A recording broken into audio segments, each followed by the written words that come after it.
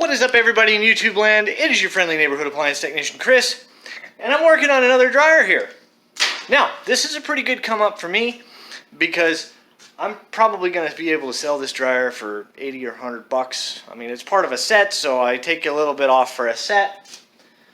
Guys, let's have a conversation about your dryer. Okay, if you have a Whirlpool style dryer like this one, now this one's a little rusty. We're going to clean all this junk up right over here and all that. We're going to clean all that stuff up. But you come all the way back here. You come with me, and you see where this fuse belongs. There'll be these two blue wires right here running to it, and it goes to this little fuse right here. Okay, I've already determined that this one is bad, but this dryer got junked for that, guys. This dryer got junked for a 50-cent fuse. Okay, I can get them for 50 cents through this company, but the symptom of this will be when you go to set your time on your dryer. Now, of course, I don't have this thing plugged in, but you'll just press that start button and it won't do anything. Okay?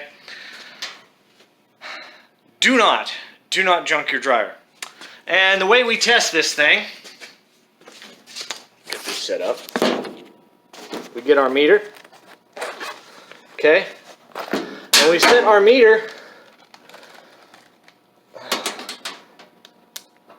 to a continuity setting, okay?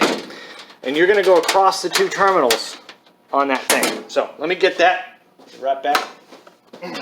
We'll get this fuse here. I'll show you what a good one looks like. Okay, you're gonna go across these two terminals. 1, 2, right here. And you're gonna put both of your leads to your terminals. Okay, hear that sound? That's a good fuse. If you do not hear anything across these two terminals, you have a bad fuse. That is, if your dryer will not start, 99.9, well, realistically, probably 80% of the time, that's what I see. Okay, is that simple little fuse. Now, I've found them anywhere on eBay from 50 cents to like $5 for each of them. This little fuse. Part number is 3392519. If your appliance guy can remember that off the top of his head, guess what? That's a common friggin' problem, especially me who sucks with part numbers.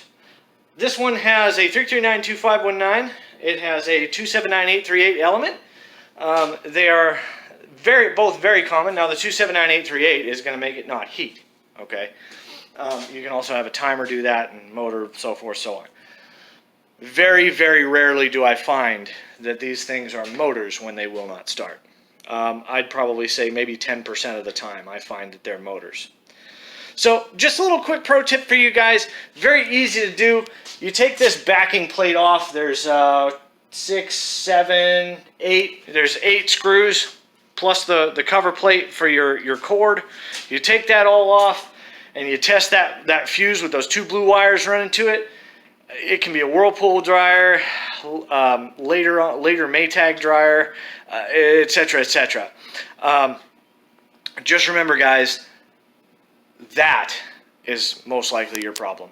So I'll catch you guys on the next episode. Thank you so much for watching. Y'all stay cool.